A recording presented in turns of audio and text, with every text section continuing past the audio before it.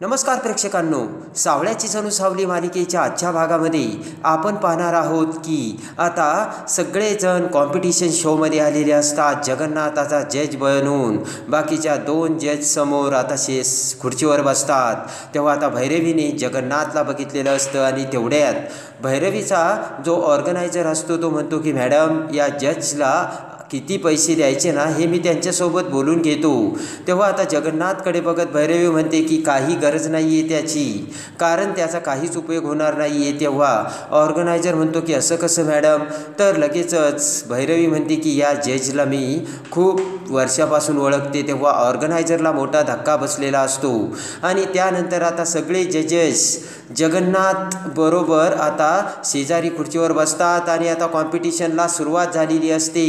आणि सगळ्यात अगोदर आता दिशा नावाची मुलगी सूर सम्राज्ञी म्हणून तिचे गाणे तिथे आता म्हणणार असते आणि दिशा आता स्टेजवर येते आणि तिचे गाणे गाऊ लागते. सगळे श्रोते आता दिशाचे गाणे ऐकत असतात आणि दिशाचे गाणे संपल्यानंतर सगळे जजेस आता खुश होऊन दिशाला किती मार्क्स मिळाले हे आता लिहून ठेवतात. आणि आता त्यानंतर आता दुसरी मुलगी ही गाणं गाऊ लागते. भैरवी आता जगन्नाथकडे बघत असते. जगन्नाथ त्याचे पॉईंट नोट डाऊन करतो आणि मोठ्या दिमाखाने आता खुनसी नजरेने आता भैरवीकडे बघतो आणि पुन्हा आता गाणे ऐकू लागतो.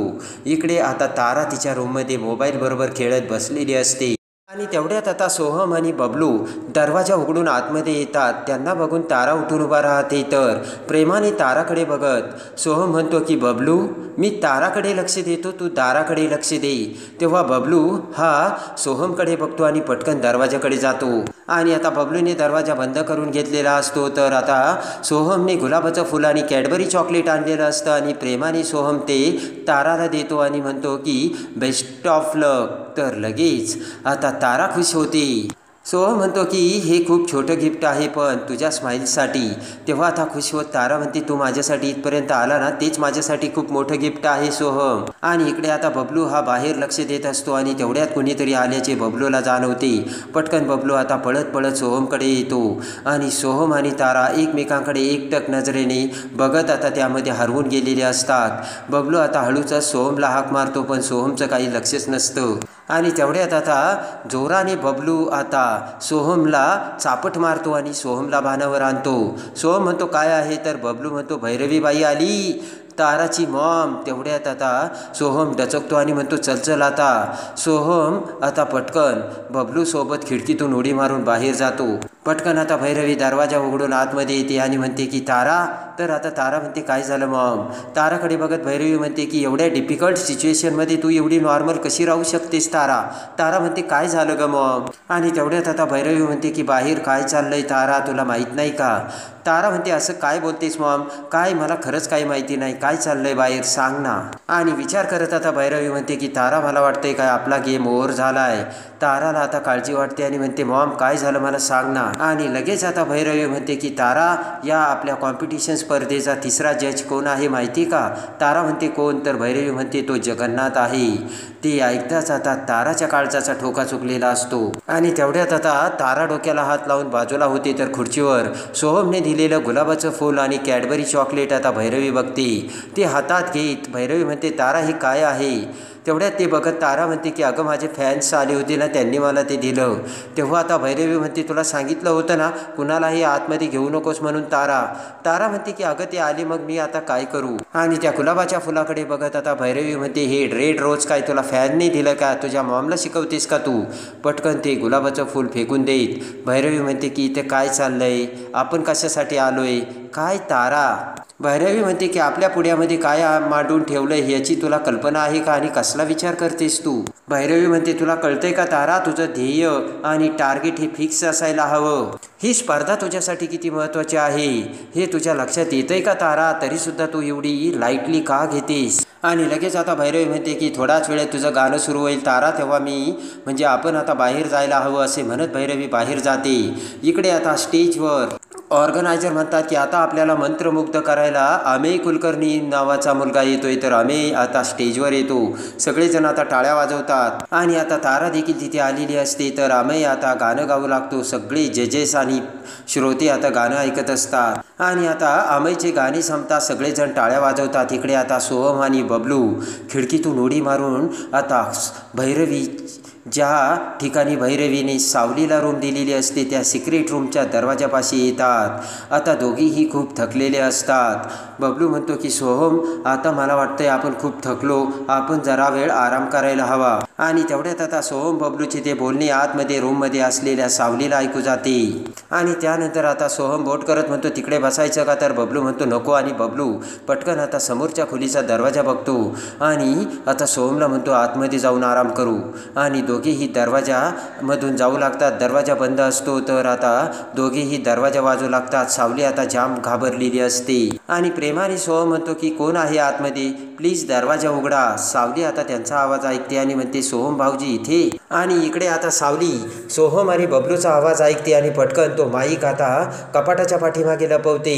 इकडे आता सोहम बबलू ठरवतात आपण तर हाक मारली कोणी दरवाजा उघडत नाही, डायरेक्ट आपण दरवाजाच तोडूयात. दोघेही 1 2 3 असे म्हणत दरवाजाला जोराने ढकलू लागतात. तेवढ्यात सावली आता दरवाजा उघडते. दोघेही आता आतमध्ये येताच आता सावलीला बघतात. सोहम म्हणतो की सावली वहिनी तू इथे काय करतेस. तेव्हा आता सावली म्हणते की माझं इथे जरा काम होतं. तेव्हा आता सोहम बबलू म्हणतात ठीक आहे सावली वहिनी, आम्ही तुला मदत करतो म्हणजे तुझं काम पटकन होईल. तेव्हा आता सावली म्हणते की नाही, पण त्याच वेळेस आता कपाटाच्या आड बाजूला ठेवलेल्या आता त्या स्पीकरवर ठेवलेलं कापड आता हळूहळू सटकू लागतं. सावली ते बघते. सावली म्हणते नाही मी करते माझं काम. सावली म्हणते खरं तर मला इथेच थांबावं लागतं, म्हणजे तारा मॅमला काही कमी जास्त जर लागलं तर ते मला द्यावं लागतं ना, कधी काय लागेल ते सांगता येत नाही. आणि लगेच आता त्या रूममध्ये एक स्पीकर लावून ठेवलेला असतो. त्यामध्ये बाहेर काय चाललं त्याचा सगळा आवाज येत असतो. आणि लगेच ऑर्गनायझर म्हणतात की आता पुढचे कॉम्पिटिशनमध्ये आपल्यासमोर येणार आहे तारावझे. आणि लगेच आता सोहम बबलू सावली तो आता स्पीकरमधून अनाऊन्समेंट ऐकते. इकडे तो स्पीकर बघून आता सोहम आणि बबलू खूप खुश होतात. आणि लगेच आता सावली विचार करते की अरे देवा, आता हा माईक यांना दिसायला नको, विठ्ठला आता तूच मला वाचीव. आणि लगेच आता ते अनाऊन्समेंट ऐकून बबलू म्हणतो की अरे सोहम, ताराचं गाणं तर इथे अगदी व्यवस्थित ऐकायला येतं, मी काय म्हणतो आपण इथूनच ताराचं गाणं ऐकू. ते ऐकताच आता सावली जाम घाबरते.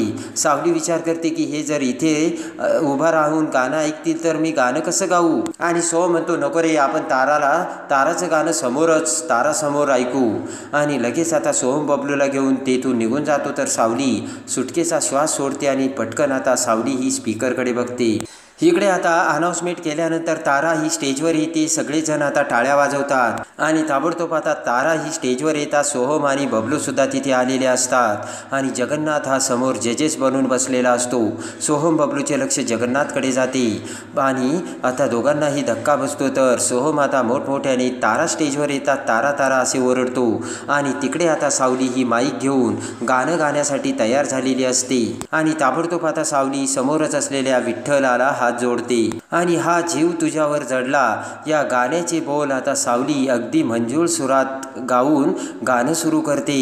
आणि सगळेजण श्रोते आता गुंगून जात ताराचं गाणं ऐकत असतात. सावली ही आतमध्ये गात असते. आणि लगेच आता जजेस म्हणतात की तारावझे यांच्या गाण्याबद्दल ऐकून होतो, पण आज ते प्रत्यक्ष बघितलं. आणि लगेच आता जजेस म्हणतात की तुमच्या आवाजात स्वर्गीय सुख आहे.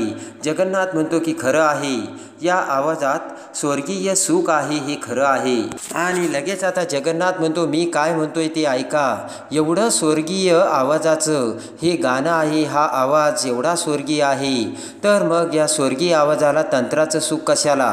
आणि तेवढ्या तो आवाज ऐकून आता सावली म्हणते की जगन्नाथजी इथे काय करताय. आणि लगेच आता जजेस म्हणतात की तुम्ही काय म्हणताय जगन्नाथजी, स्पष्ट सांगा ना. तेव्हा आता जगन्नाथ म्हणतात की तारावझे तुम्ही आम्हाला हे गाणं विदाऊट माईक शिवाय ऐकून दाखवाल का. तेव्हा आता लगेच ताराला मोठा धक्का बसतो आणि लगेच आता ताराची घाबरगुंडी उडते. सगळेजण आता जगन्नाथकडे बघू लागतात. जगन्नाथ म्हणतो की नाही म्हणजे कसं आहे ना, आम्हाला नॅचरल तुमच्या आवाजाचा आनंद घेता देता येईल, बाकी काही नाही असे जगन्नाथ बोलतो. ताराची आता दातखिळी बसलेली असते आणि आता सावली म्हणते की जगन्नाथजी हे काय करतायत आणि तारा मॅडमला ते विदाऊट माईक शिवाय गाणं म्हणायला का सांगतायत. आणि लगेच आता सावली ही दरवाजा उघडून बाहेर येते तर समोर जगन्नाथ बसलेला असतो. भैरवी आता सावलीला खुणावते आणि जगन्नाथ दाखवते. तेवढ्या जगन्नाथ आता म्हणतो की तेवढा माईक ऑफ करता का. लगेच माईक ऑफ केला जातो आणि जगन्नाथ म्हणतो की गा आता तारा.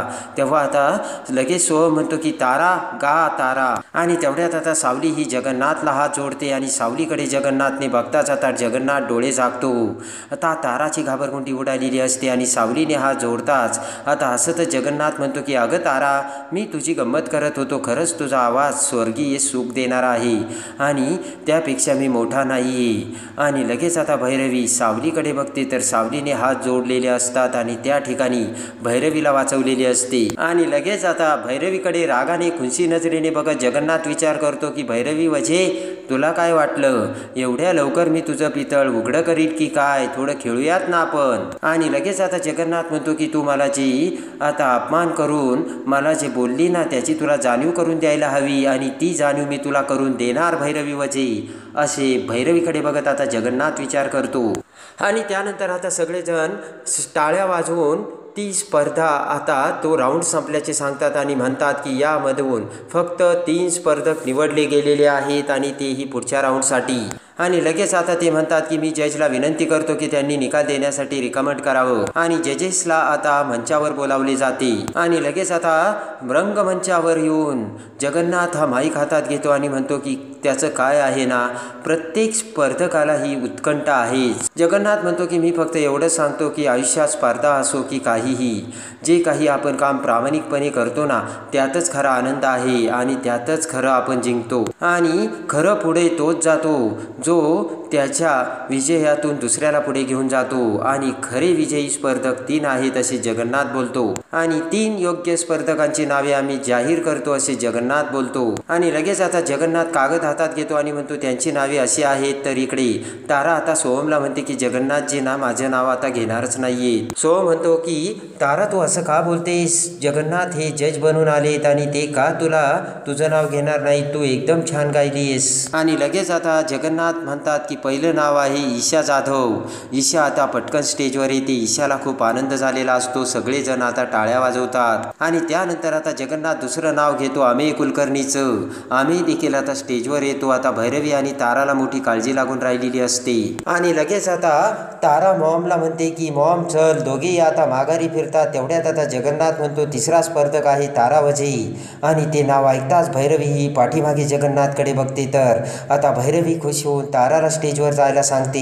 आणि आता तारा स्टेजवर जातात. सगळेजण टाळ्या वाजवतात. आणि जे शक्य नव्हतं, ज्याचा विश्वास वाटत नव्हता त्याच्या विरुद्ध घडून चक्क जगन्नाथने ताराला गाण्यासाठी तिसरा स्पर्धक म्हणून निवड केलेली असते हे आता भैरवीच्या लक्षात येते. आणि जगन्नाथ आता खरी खेळी पुढे खेळणार असतो. आणि पुढच्या स्पर्धेत आता जगन्नाथ भैरवीच्या सगळ्या संयमाचा अंत करून तारा ही तिचा आवाज नसून तो आवाज सावलीचा असल्याचे सत्य कसे समोर आणतो आणि ताराचे पितळ उघडे पाडून भैरवीला कसे आता भिकारी बनवतो हे बघण्यासाठी आणि सावळ्याची जणू सावली मालिकेच्या डेली अपडेटसाठी बेल नोटिफिकेशनवर क्लिक करून आपल्या चॅनलला लाईक करा, सबस्क्राईब करा.